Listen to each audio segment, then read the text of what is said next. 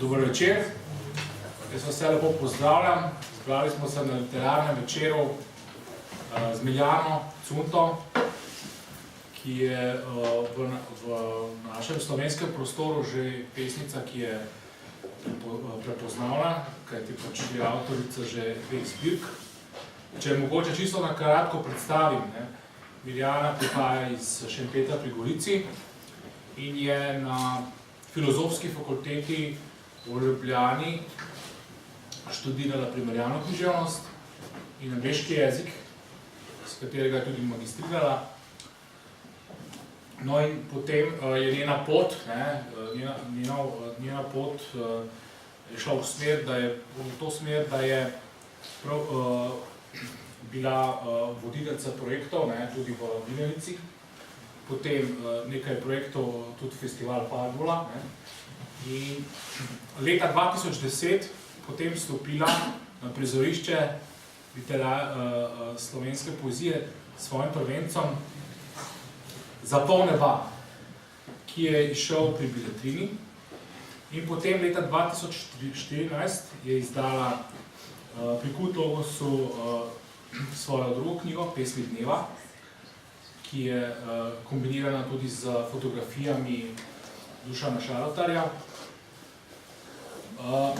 Seveda, avtorica načrtuje naslednjo, tretjo knjigo, ki bo nosila naslov Svetloba od zunaj. Ta knjiga seveda še ni šla, ampak nocoj bomo slišali pesmi tudi že iz te nove prihajajoče zbirke. Sicer pa se Miljana ukvarja tudi z prevajanjem poezije. Iz angleščine je prevedla recimo Hopkinsa, Rosetjevo, pred kratkim tudi Denis Levertov, in prevaja pa seveda tudi iz italijanščine, ki jo pač odlično obvlada. Tako da danes smo privilegirani, imamo to čas, da bomo slišali že neke nove pesmi, ampak v sozvočju tudi s prejšnjima zbirkama, tako da nas bo Miljana zdaj uvedla v ta večer najprej s branjem njene lastne poezije, tako da prosim, sedaj lepoja. Hvala, Alen. Hvala vsem, da ste prišli od blizu in daleč.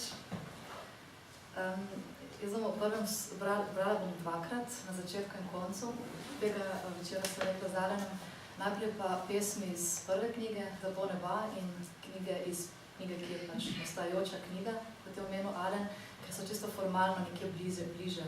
Gre za pesmi odprte forme, medtem ko na koncu bom prebrala še nekaj iz druge knjige, ker so pa pesmi v prozi in zahtevajo neko drugo pozornost in intonacijo. Torej najprej par pesmi iz zbirke Zapol neba.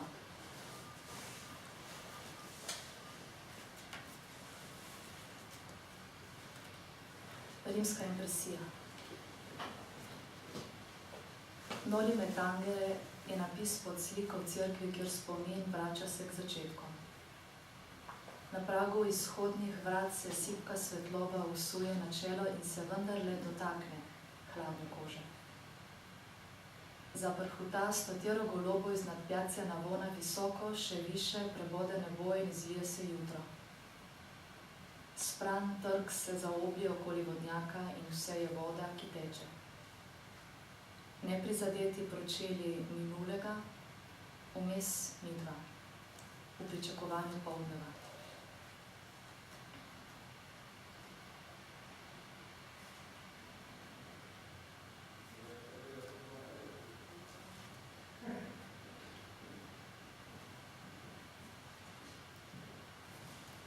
Šagalovo dekle. Me premoti odsotno letenje, rdeče poželenje, lipi rep in eno, kot nešteto črnih oči. Utkana v vesolja ne odhajaš, ne prihajaš si, žaljivo lepa. Blagost tvoja me zbija na kolena, poboža molk, ki vse dotlej skeli, scela me zalije tvoje valovanje, potovanje skozi res reči, ki bivajo vse naokoli, sramežljivo, v zakulisju tvojega snovanja, besede, čas. Šagalovo dekle, te gledam od vekomaj, zdaj me zaziba tvoj prodorni, tvoj neslišni glas.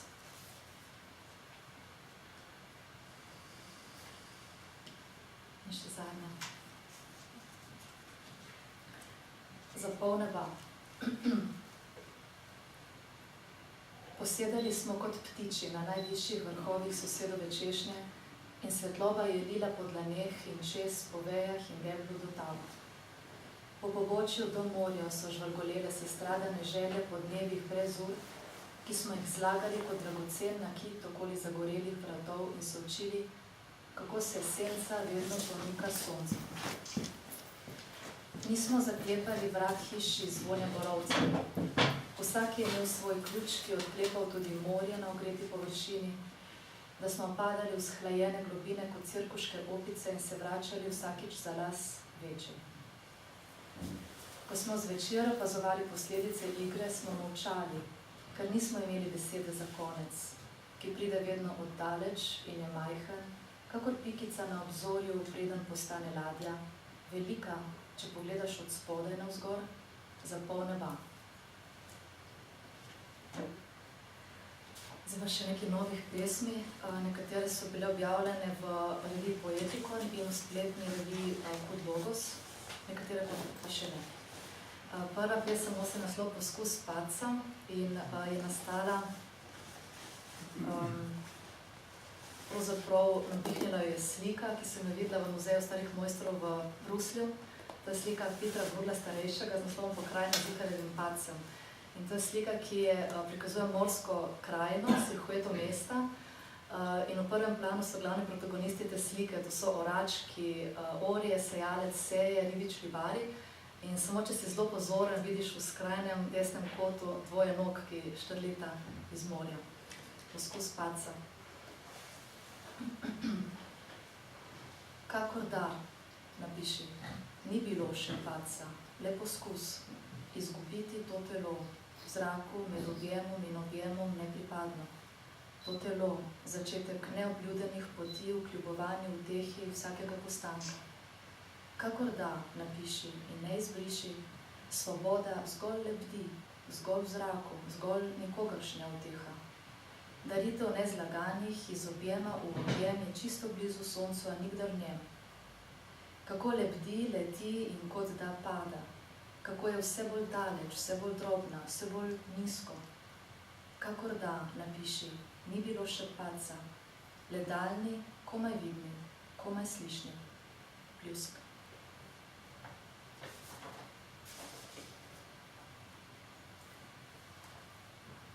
Glej, podnaslov je pa vers enega mojih najljubših pesnikov, Georgosa Seferisa, grškega Nobelovega pesnika, ki gre takole. Gledal sem te z vso svetlobo in temo, ki jo premorem. Glej, kako žarijo ruševine pod bosimi stopali. Preživela sva nemoč. Glej, kako poganja rastje gor in gor, da najde pot do najnih višin.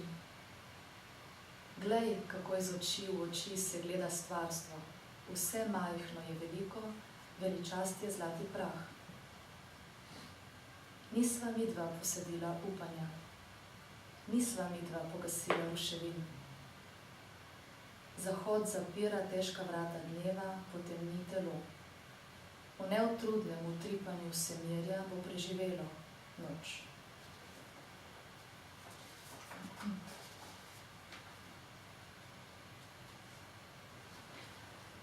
Naslov je spet vers Huga Muhike. Videl sem golo življenje in ni bilo boleče. Kakor skelijo neočiščene rane, ali kot ko spomin izriše tega, ki se več ne vrne, surovo zabolijo pesmi. Ni napačnih besed, le gibek dvig žarjava v tihi zrak. Prižgana luč razkriva gube, a ne boli minevanje, pač pa vse razvidnost. Tišina je gosta meglica pod nogami dreves, v kateri si se nekdaj izgubil, zdaj pa skoznjo greš.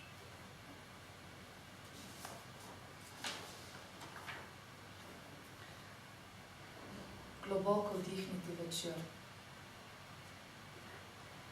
Globoko vdihniti večer, da ostane pri življenju velika izguba. Da se dvigne, se razširi sredi niča kot mogočno drevo, za senco v zavetje in v razmejitev. Odslej boš varna na zbiti zemlji smrti. Reka ne preplavi več tvojih vrtov, sonce ne izsuši več tvojega pridelka. Vse bo uspevalo, kot po čudežnem naključju.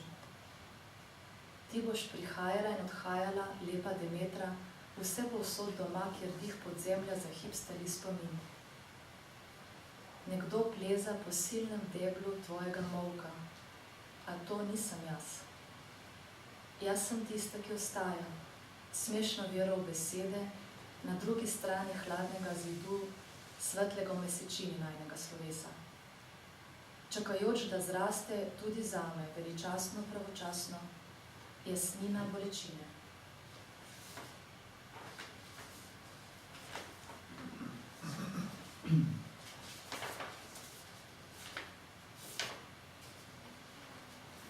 Kaj čuvaš, čuvajček? Kaj čuvaš, čuvajček, v blatnih škornjih na belini papirja? Muckice mjavkajo na robovih strani, usmili se nedolžni.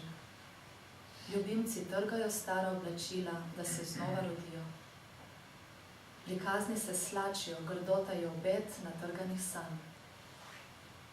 Kaj čuvaš, čuvajček? Nihče ne vstopi, ki ni bil tu rojen. Nihče ne odide, če ni že prej prišel. Težki škornji se pogrezajo skozi sneg v brezdanju. Obvarovano je snežinkica, raztopi se na jeziku. Hvala. Hvala lepa za to prvo branje. In sledi pač pogovor, katerega seveda bomo povabili tudi publiko, ker ta večer se bo potem končal še z drugim branjem. In mene zanima, prvo, kar me zanima, je to, kako si začela pisati. Kako v bistvu človek, ne vem, najbolj je to res edinstvena zgodba pri vsakem, ampak kako začuti na nek način nek poklic, da bi pisal pesmi in ne samo, da bi pisal pesmi za sebe, ampak da je to način, da je to govorica za druge tudi, ker pač vsaka objava pomeni za drugega. In to me zanima, kako je to, kakšno izkušnjo imaš s tem pesniškim poklicem, po drugi strani pa tudi to, kar te je na nek način oblikovalo. Menila si pesnika Seferisa, mogoče tudi, če bi nam zaupala svoj, recimo, nek pesniški kanon, ki je zelo vplival na tebe, ki je na nek način oblikoval, ki te je določil, ker si pač poezijo ukvarjaš tudi s prevodom, ki je tudi en zelo intimen, zelo bližnji stik s poezijo. Tako da, to bi me zanimalo na začetku. Ja, imamo dovolj časa. To veselje do poezije je bilo vedno tu, se mi zdi. Moram reči, da me tako zelo pomirja in veseli misel, da se zdaj v tem odraslem obdobju ukvarjam z nečim, kar me je razveseljalo kot otroka. Drugače pa nič, mogoče so bila res najbolj formativna leta v srednji šoli, pa potem med študijem primerjalne književnosti. Po eni strani zaradi raznovrstnosti vsebin, ki sem jih takrat brala, in zaradi ene posebne pristnosti, neobremenjenosti, ki jo zmožen človek, ko še ni docela formiran, ko bere tako rekoč z odprtim srcem, kot je treba poezijo brati. Mislim, da sem takrat res najbolj raznolike vsebine, najbolj raznolike pesnike brala, ki jih potem nikoli nisem, vedno sem potem nekako izbor ožal. Takrat sem zelo veliko brala v srednji šoli francoske moderniste, pa tudi slovenske moderniste ogromno, zelo veliko Rilkeja, ruske pesnice, Ahmatovo, Cvetajevo precej. In od slovenskih takrat zelo veliko Gradnika in Gregorčiča, te primorske, ki so potem nekako izostali iz tega kurikuluma na primerjalni književnosti, ne vem čemu, pa Murna. In veliko veselje mi je bilo na pamet se učiti pesmi. No. Tako da sem to strast morala skrivati pred sošolci, ker so se vsi po vrsti pritoževali, ampak če že ni bilo potrebno, sem se pa jaz potem vseeno te stvari naučila. Potem študij s predavanjem Borisa Novaka o verzologiji so zelo intenzivno vplivali name in potem seveda pač tudi za diplome in za magisterij sem se ukvarjala s poezijo, no, najprej z romantično poezijo, potem pa z viktorijansko. Tako da sem tudi malo na ta anglosaksonski prostor razširila svoje zanimanje in seveda italijanska poezija. No. Zanimivo, da sem v srednji šoli hermetiste brala, no, Ungaretije, ki bi težko rekla, da spadajo v nek moj horizont zanimanja, ampak so me s svojo igrivostjo pritegnili. Mogoče res nekje v podtonu, potem človek nekatere stvari ima, kljub temu, da se nezavestno odloči za njih in da mu niso res v prvem planu. Kar se tiče pa ustvarjalnosti, je bilo tako, no, ti prvi poskusi so pač začeli res v srednji šoli, na srečo so varno shranjeni na podstrešju, niso bili nikoli objavljeni. Potem pa je spomnjena Juvenalija, ne? Ja. Se je pač pol objavil po smrti. Ampak vsaka pesem je res v svoji obliki, ne? To je bilo fascinantno, izumljati neke oblike in potem tja nekaj slačiti. Drugače pa je zanimivo, da je sledil tako zase študija 5-letni molk in mislim, da je k temu veliko potrebovalo prvo predavanje našega profesora legendarnega, ki tež nismo Evada Korena, ki je vodoma povedal, da študij primerjalne književnost ni namenjen pisanju literature, ampak preučevanju literature. In tako sumim, da sem potem se mi zdelo, da če bom pa pisala, da ne bom naredila faksa. Ampak se to je šala, ampak jaz mislim, da je to res učinkovalo name. Na srečo se je potem zgodil pa res v času študija en tak zelo močen dogodek, bi rekel spodaj iz iniciacijskih razsežnosti, ko je v klubu spodaj, v tej naši kavarnici, bral Dani Zajc. Z Janezom Škofom, no, takrat. In ta dogodek je imel nam zelo močan vpliv. Dani Zajc je imel tak šamanski glas in nastop in tako resnobno svečanost, ko je prebiral pesmi.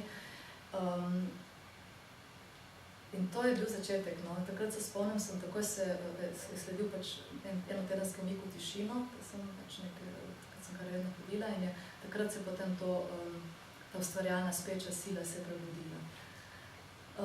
Druga zadeva je bilo, to recimo v nekem psihološkem smislu iniciacija, nekem socialnem, kar pa tudi zelo močno me zaznamovala, je bilo pa podelitev nagrade na Mladikinem literarnem natečaju v Trstu. In takrat se mi je prvič zdelo, da je to, kar je bilo zelo intenzivno notranje življenje, ustvarjalno notranje življenje, postalo zunanje življenje. Takrat je nekdo drug bral moje pesmi in z mano so bili moji bližnji, ne, in prijatelji. In vsi smo doživeli svoj vrsten šok, ker noben mnenja tej vlogi ni poznal, jaz pa tudi sebe nisem tako navzven prepoznala. In takrat se mi je zdelo, da zdaj to, kar je bilo notranje, je postalo zunanje. No. Tako da ta dva dogodka, tam sem do 25. leta, in moram omeniti, no, tako je kmalu potem, sta name vplivali še dve osebnosti, kot pesnika, kot misleca in tudi kot prijatelja, ki sta me zelo spodbujala.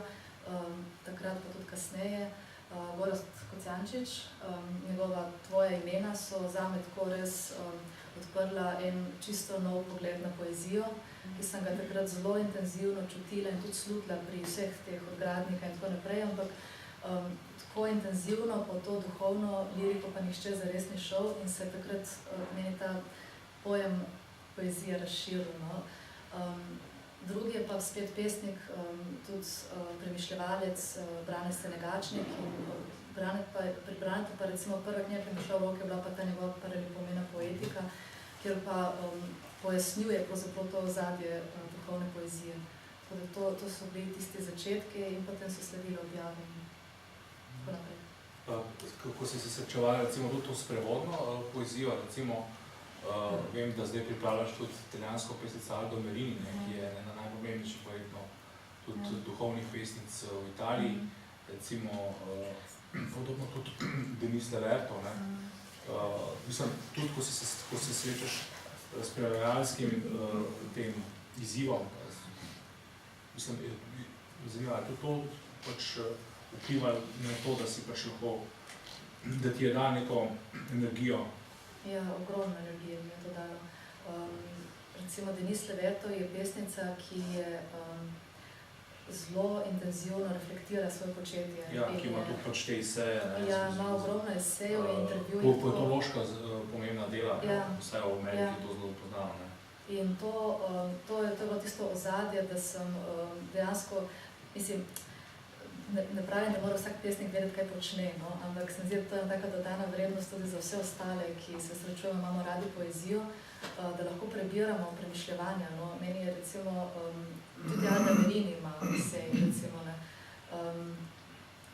Da tudi se veliko jih je, ampak mogoče so ti eseji danes pomembni zato, ker bomo na novo postaviti nekatere stvari, ki so se mogoče res skozi zgodovino zgubile. Ne? Neke samoumevnosti prihajajo na plan na ta način, da jih človek res premisli in napiše. V tem smislu so vsi ti pesniki mi sedli na dušo, ker so pač nekako to je odzvanjalo recimo v meni in mogoče tudi ko bi rekla, ne najdeš pravih besed, ne najdeš pravih misli za stvari, ki jih nosiš v sebi, ko jih pa najdeš, pa lahko greš to pot še naprej, še dlje, v premisleku in potem tudi v ustvarjanju. Tako da prevajalsko mi je to ogromno dano, tudi v ustvarjalnem smislu. Ja. No, ko si povedala, da danes recimo lirika je postala zelo problematična. Ne? V tem smislu, da tudi teorija, recimo v literarni vedi, recimo teorija lirike zadnjih, bi rekel, 30-40 let stagnira.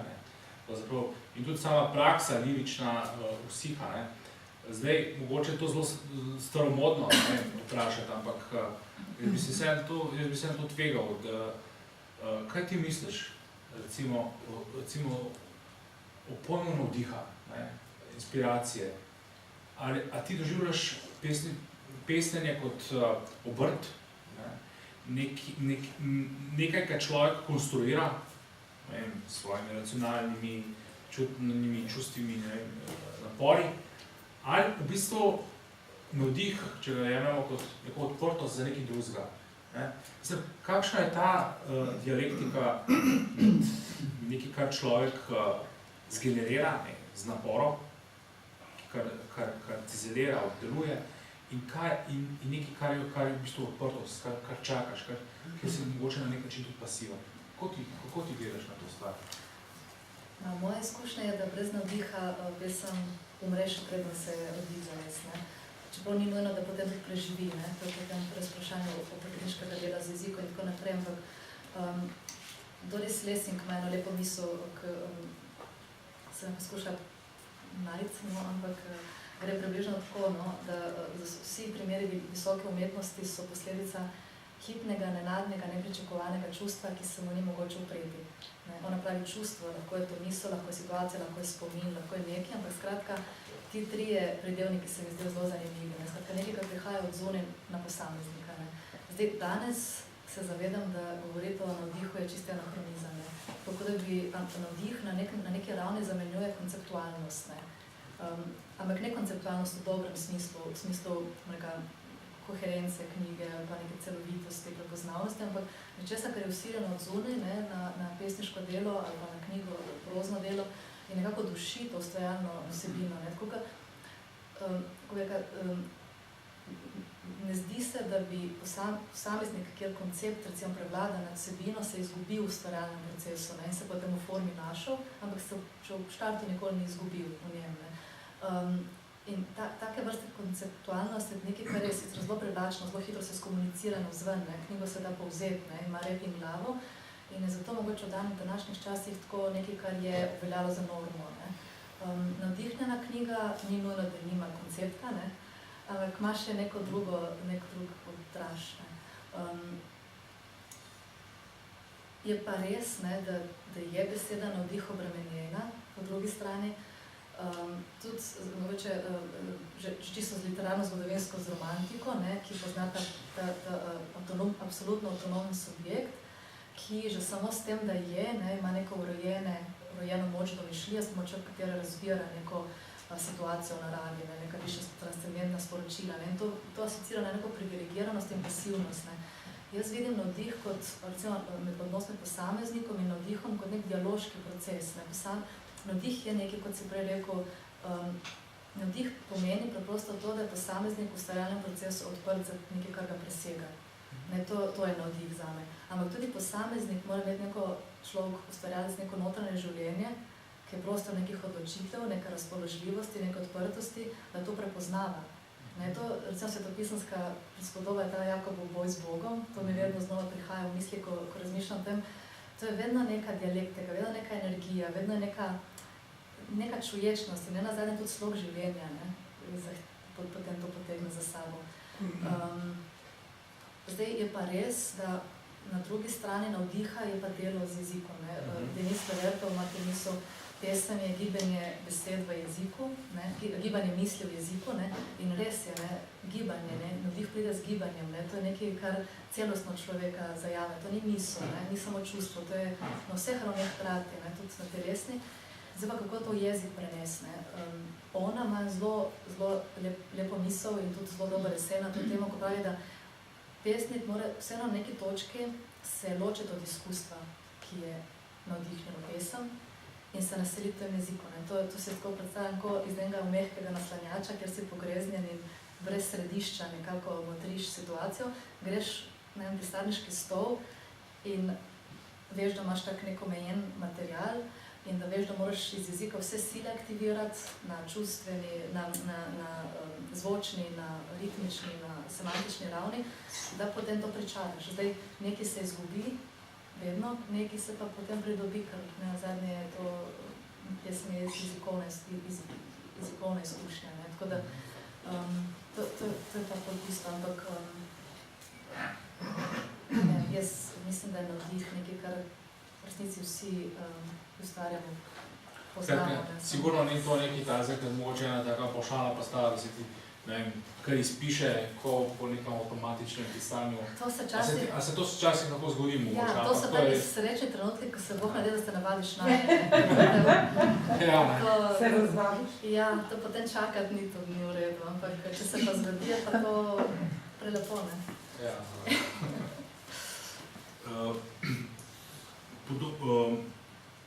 Namreč še ena stvar, recimo, me tukaj zanima, ko pri branju tvoje poezije, ne, je takoj jasno, da se mi zdi, da ne pripadaš nobeni zelo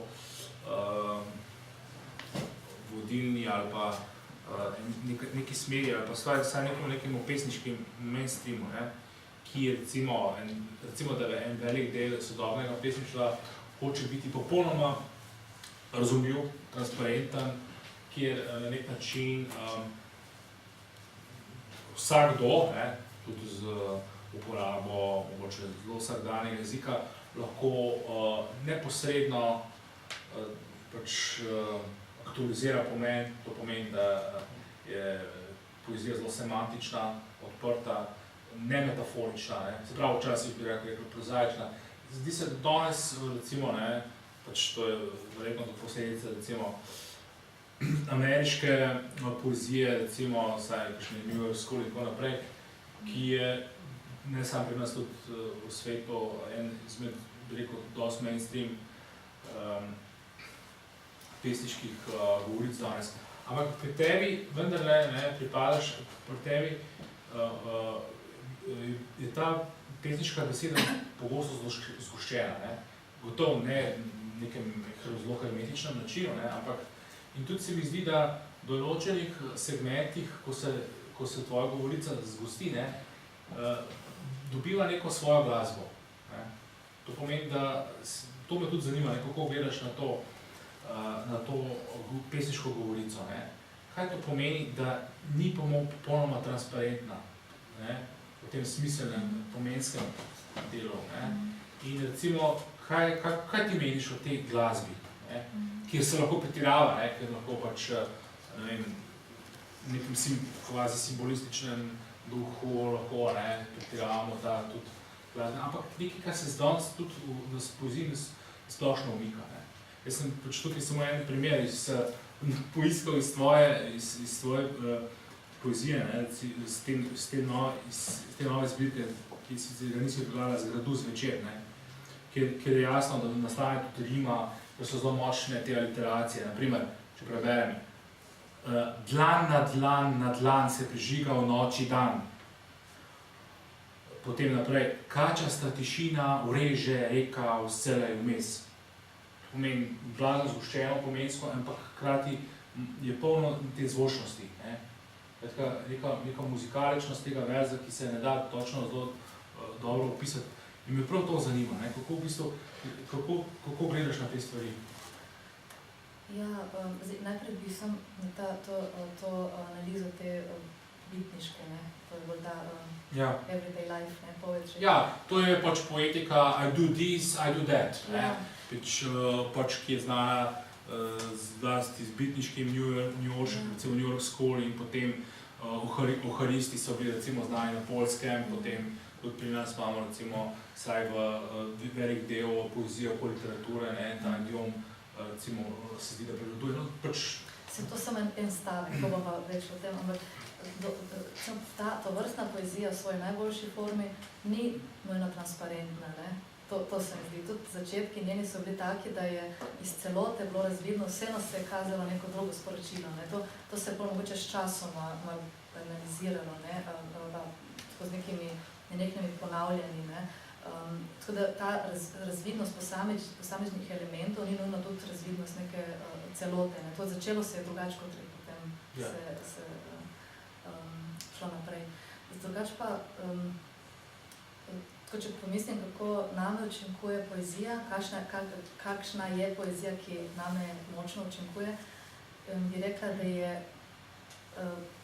da je transparentna v svoji netransparentnosti.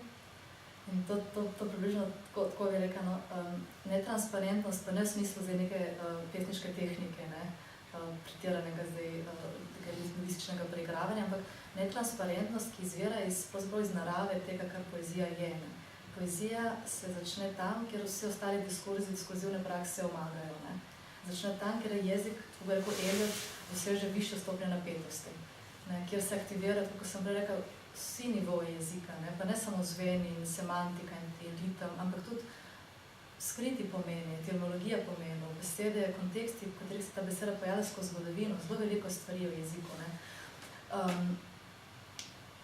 Zdaj, zakaj se to zgodi? Zgodi se pa zato, ker smo zdaj na robu, smo na robu našega izkustva, na robu tega, kar se da zapopasti, smo v netransparentnosti, v smislu neke razprašenosti, sporočila ambivalentnosti. Aleš Debeljak je imel to misel, poezija, če ima poezija kakšen smisel, je prav v tem, da se približuje temu, kar ni mogoče izreči z besedami. Rade Krstič, tudi moj zelo ljub pesnik, ima vers, recimo v Vremenarju, biti tam, kjer še ni bilo sveta. Poezija se tam začne, kjer smo na prepadu, v teh previsnih stenah. In tam je pa zelo težko zdaj kakorkoli zajeti to, o čemer govorimo, na naš način. Zdaj ravno berem eno zelo zanimivo knjigo literarnega zgodovinarja Petrika Loda. On preučuje poetike znotraj duhovnih tradicij. Hinduizma, sufizma pa judovstva, krščanstva. In prav znotraj hinduizma opaža, da ima poetika, poznajo pojem, ki označuje zlitje subjekta z objektom opazovanja, karkoli to že je, predmet, človek, spomin, doživeti neki. In to besedo se da prevesti on za angleščini prevede z savor, bi rekel okus, okušati. Se pravi, učinek poezije je okus nečesa. Se pravi, ne ta znameniti stavek, kaj hoče pesnik povedati, ampak okus, okus pa je antipod temu razumevanju, ne samo zato, da je to čut, čut, ampak tudi okus je nekaj, kar okušaš, tega nimaš, tega ne zapopadeš v celoti, ampak si udeležen pri nečem. V tem smislu se mi zdi, da je ta beseda zelo zanimiva, da jo sploh poznajo, recimo. V tem smislu se mi zdi, da poezija je vedno nekaj, kar tipa, tipa nekaj, kar nič drugo ne more zatipati, pa še sama zares tega ne more zapopasti. Po drugi strani je pa točno to, kar si rekel na začetku, pišemo zato, da nekaj povemo. In povedati moramo pa tako, da bo to sporočilo, na rekovajih, ta okus, prišel od človeka do človeka. Ne. In zato, ne vem, jaz tako napišem kot približno, no, doživim. Ne. In ta glasba ni nek projekt, nek program, ampak jo rabim, no, da to postane to, kar je bilo, no, že v začetku.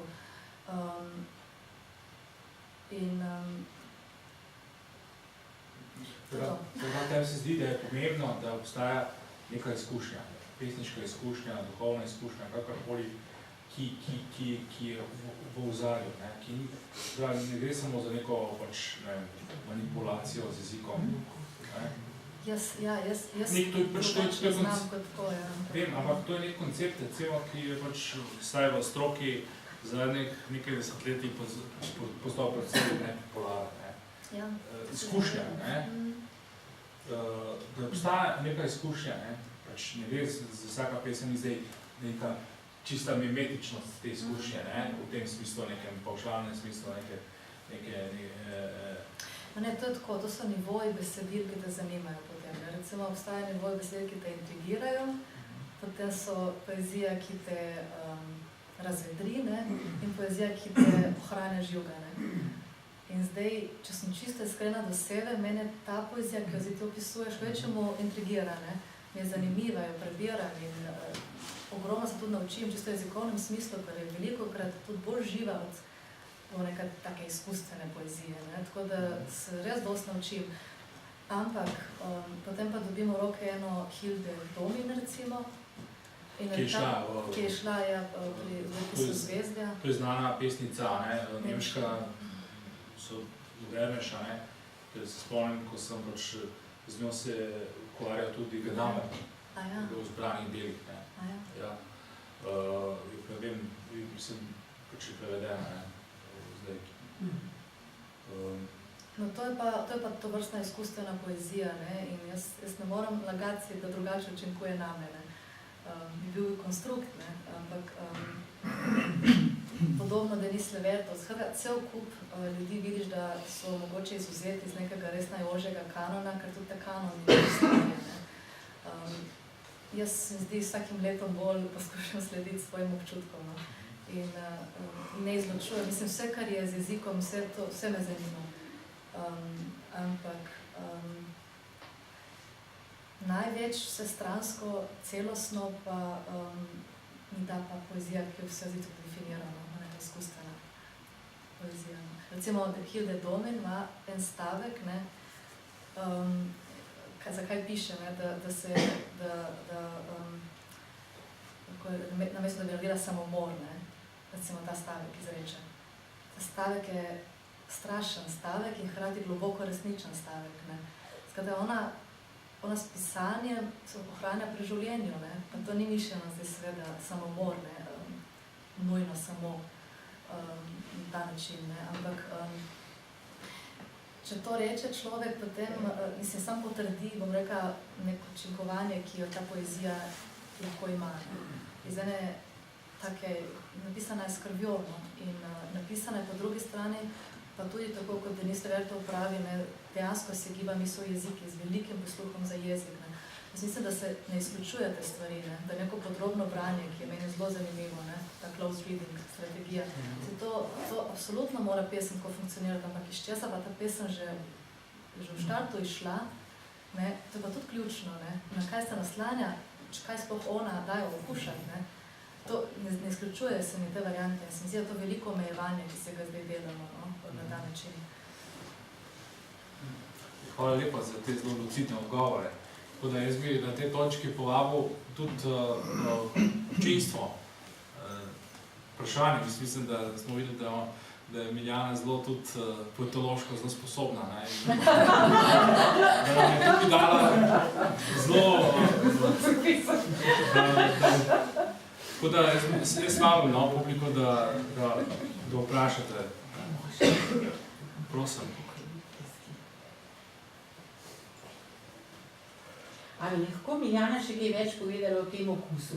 Ker ko si to govorila, sem se spomnila na dragega patra Marka Rupnika, ki je imel enkrat eno čudovito predavanje o Bogu, o katerem itak ne moramo razgovoriti. Tako naprej, ampak je rekel, okus. Aha. Lahko pa okusno.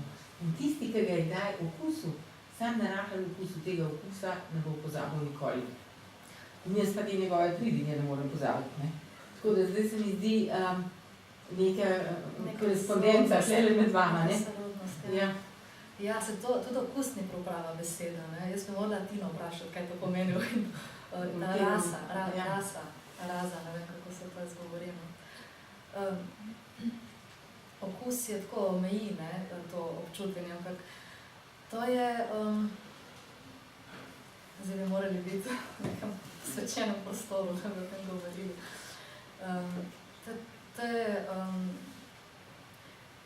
To je to nekaj, kar je celostno, jaz bi najprej to rekla, ne, to je nekaj, kar se zgodi skozi spomin, skozi čustva, skozi telo. Tudi skozi telo, ne. Kar pripelje do neke samopozabe, kar je nenadno, kot je rekel Denis Levertov, silno, jaz rada pravim, da se oganljivo, neka ganjenost, ne, se ti sproži ob tej skoraj hvaležnosti, no, da se to zgodi. In to pa potem to, da si želiš to povedati, ne, to je tisto ključno, no, to želiš zadržati ta trenutek, no. Zdi se ti, da je to pomemben trenutek, no, da je to občutenje pomembno občutenje.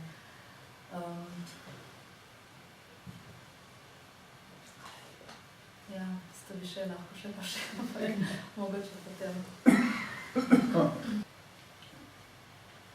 In kdaj pol nad čem tudi podvomite, pa zbrišete, nekaj napišete, mislite, da je to, pogledate čez par dni in se odločite, da to je pa vendarle preveč, da ne gre, da pobrišete, vržete stran, tem rekel.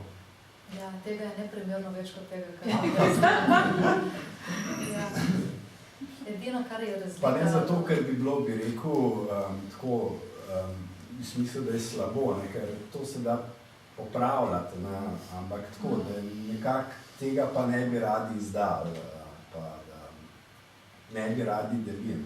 Ja, to je zelo zanimivo vprašanje, ker človek se vedno vpraša, kaj je tisto, o čemer želim pisati, ne.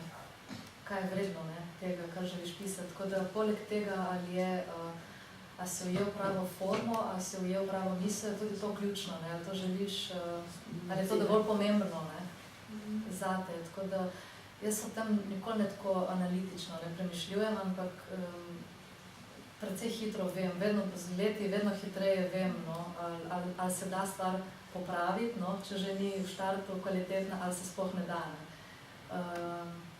Tega je veliko, no. Recimo Denis Levertov ima na svet študentom, ona je predavala, učila tudi kreativno pisanje in je vedno svetovala študentom, da naj raje počakajo dlje časa, preden, da se pesem napiše v glavi, preden se usedejo, ne. Tako, to nositi pesem v sebi, ne, to je stalno imela, ker če napišeš na papir, potem gre že jezik svojo pot, ne, tako reka, da najprej se mora tle oblikovati, da lahko potem preneseš, no, na papir.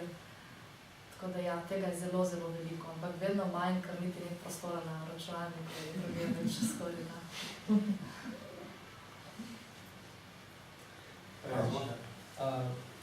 Imaš morda nekakšen način, da se distanciraš, da se ne pustiš zapeljati svetu, da ohraniš eno mentalno čistost, iz katere lahko potem privre tisti notranji nagovor? Ja, Jure, če imaš recept. Jaz sem dolgo živela v veliki frustraciji, da moram ustvariti prostor za poezijo, ne. In sem si čisto tako znala predstavljati, kaj ta prostor je, ne. In tega prostora ni bilo. In potem sem ugotovila, da mora poezija živeti z mano, ne, tem, kar živim jaz. In sem našla strategije in tehnike in načine, kako pač ohranjati ta paralelni tok tega, kar sem prej rekla, te neke odprtosti, no. Je pa tako, no, da kot je v življenju, so cela obdobja, ko to ni mogoče, ne, ampak veš pa recimo, kaj so te Ariadnine niti, ne. katere osebe, katere situacije. Meni tišina pomaga zelo in predvsem spominjanje, no. Ohranjanje spomina na neke pristne, močne trenutke, no, v življenju. To so take hitre strategije, da se poskušam spet spomniti na to, no. Še najhitrejša je pa glasba, ne. Glasba je taka, v bistvu še bolj kot branje in poezija, ki mi nekako me navdiha. Kakšna glasba pa?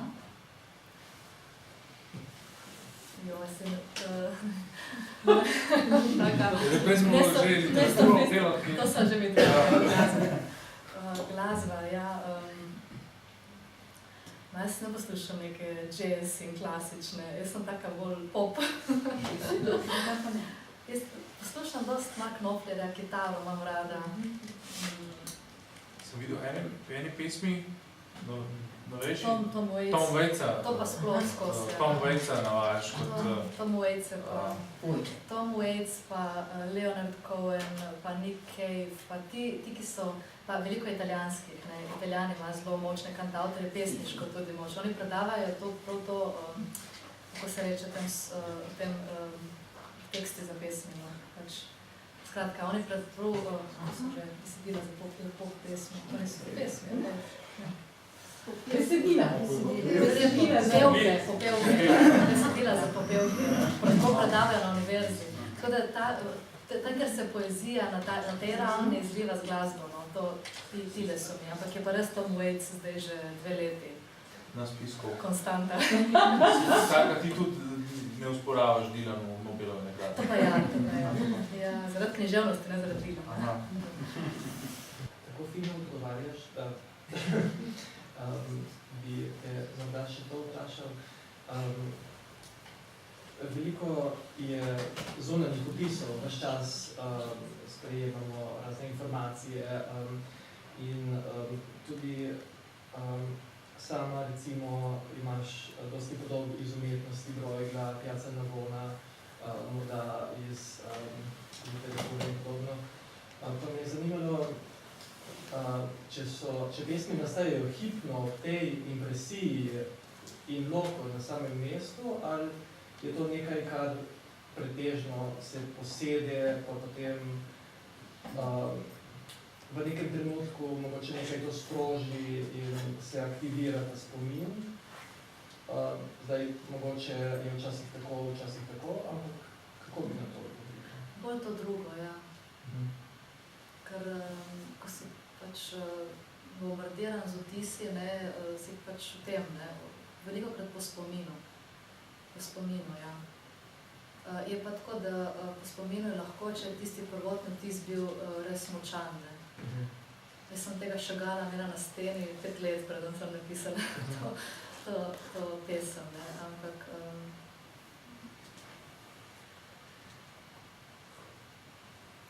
Mislim, da tam še Miša nekaj vprašati. Ja, jaz sem te želela vprašati to, kar si pravzaprav se ne vezuje na vse to poslednje vprašanje, ampak to, kar si rekla najprej, da vedno, ko začne, ko pišeš, ne, da se vedno nekaj izgubi, nekaj se pa tudi pridobi. Če lahko malo več kaj poveš o tem, potem bom pa kar preden bo že to najprej odgovorila še drugo vprašanje postavila, zato da ne bom potem še enkrat prekinjala.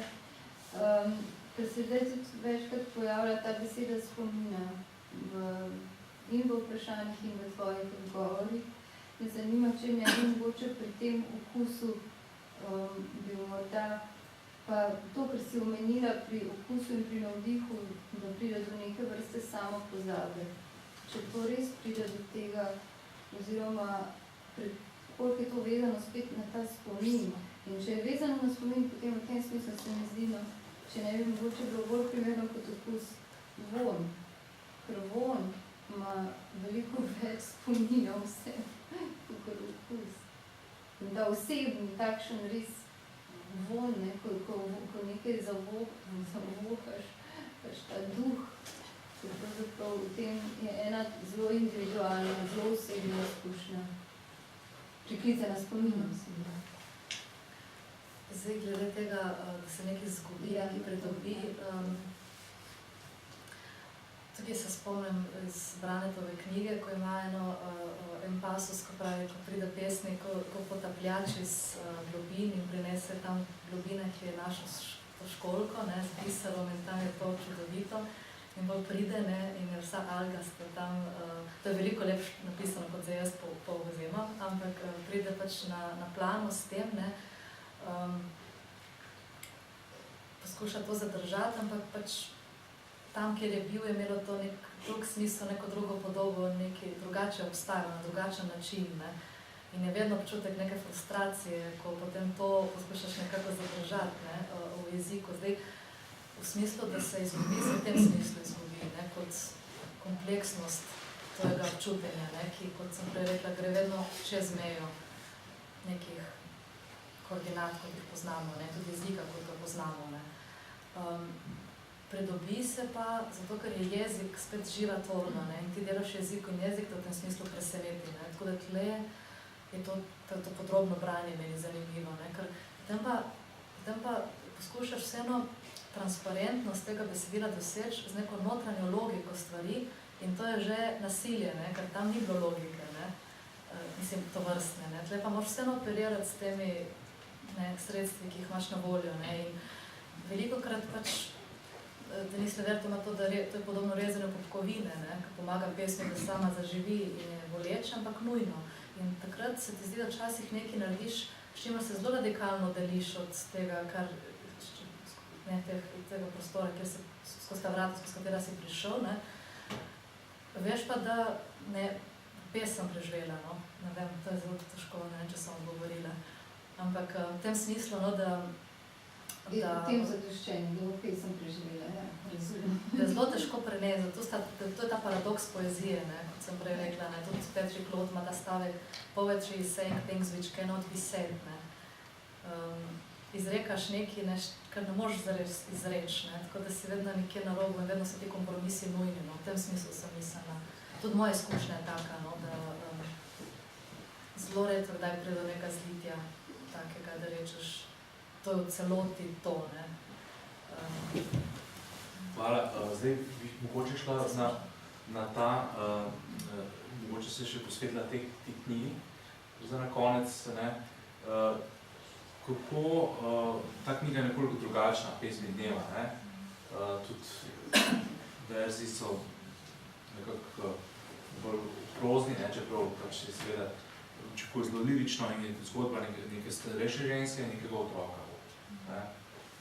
Mogoče, če bi nam zaupala več. Ja, vsi ste na kratko se poslali.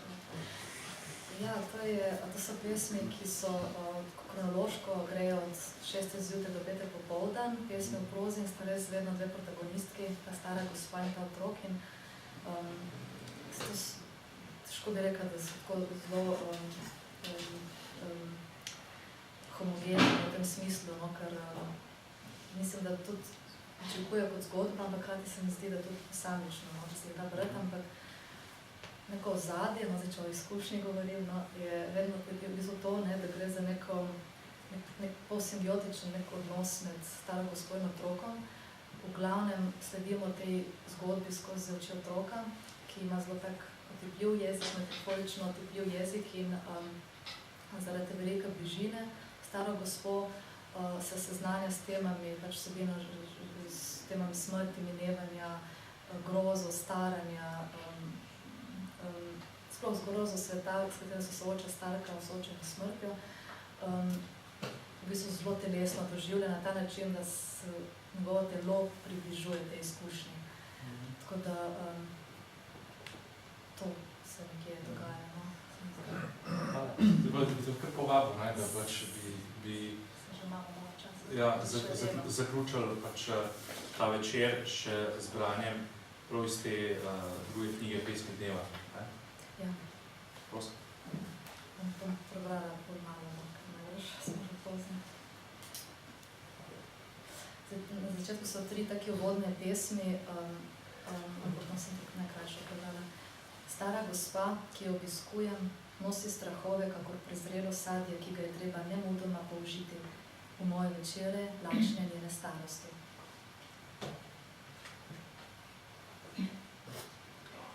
Bom prebrala prvo, še eno vmes pa še na koncu.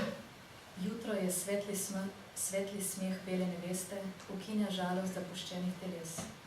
Ulica sebe spira sajast hrup, le še vijugavi povratki proti domu ostajajo v noči. Stara hiša se okorno izvija iz obleke teme. Nakazana svetloba že razkriva gube sten. Hišna številka je edino iz časa izvzeto znamenje začetka. Večno mlada se prebuja v novi dan. Tam blizu, tam daleč, v votlem kotu stare hiše, globoko diha sobica svoj mir. V ta prostor stopam otrok in z jezikom, ki ga še ni.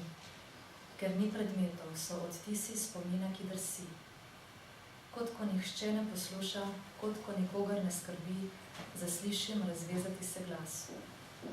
Prva molitev je kako razprta dlan in v simetričnem prostoru darovanja se strnjeno nalaga upanje. Sem pa tja le spotik v pozabljeni besedi, opotekav priklic izgubljenega in naprej do neizogibnega tako je. Postarano telo je zgolj ena od reči, ki prebivajo ta zgodnji čas. Vse bolj upognjeno, vse bolj proti skrivnosti. Enako je negibno kot prižgana lučka, ki počasi izgublja svoj namen.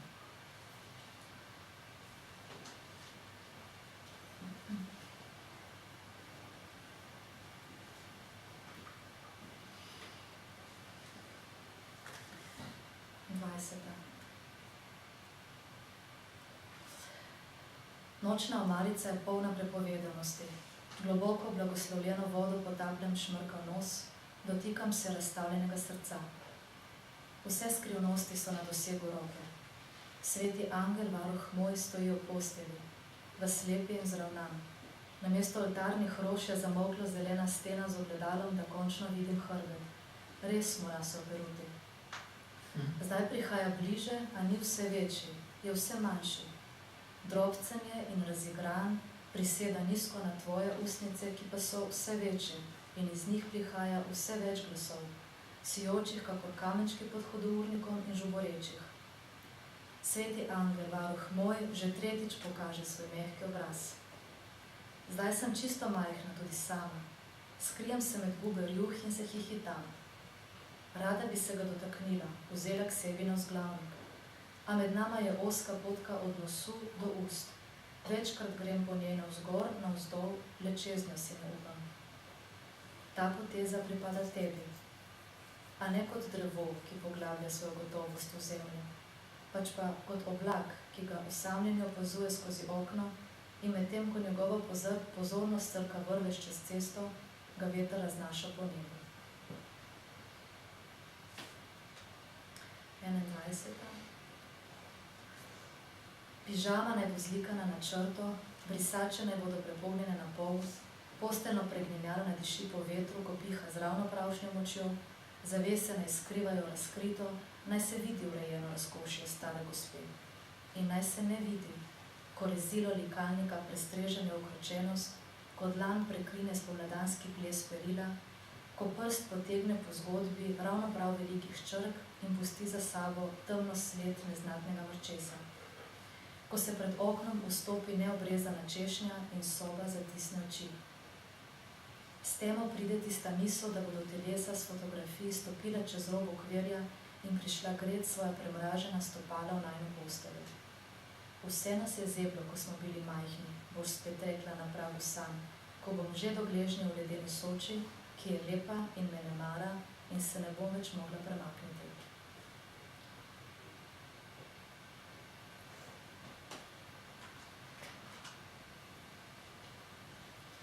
Druga, a vendar, nikar se ne spustiva v prepad telesa, naj gre le telo. Hvala lepa.